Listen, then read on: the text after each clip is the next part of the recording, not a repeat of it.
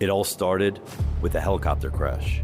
On May 19, 2024, Iranian President Ebrahim Raisi was flying through the mountains of northwestern Iran when his helicopter went down in dense fog.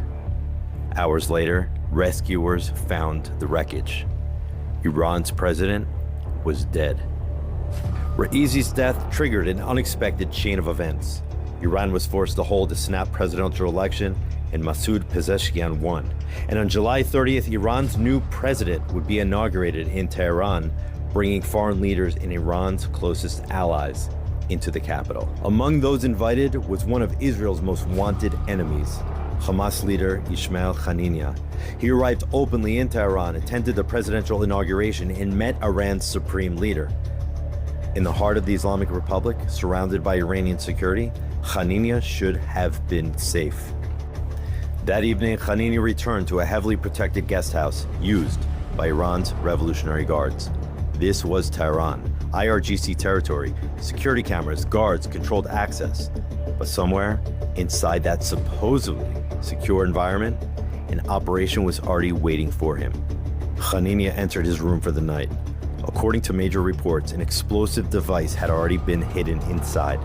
The operation waited until his presence was confirmed. The building went quiet. The hour approached 2 in the morning. Then, the signal was given.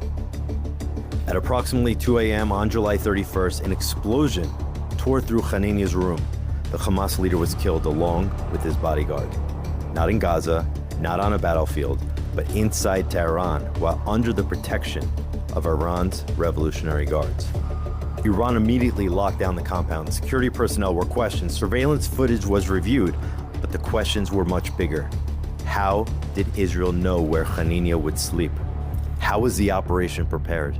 And most disturbing for Tehran, how deeply had Israeli intelligence penetrated Iran? Exactly how Haniyeh was killed remains a mystery.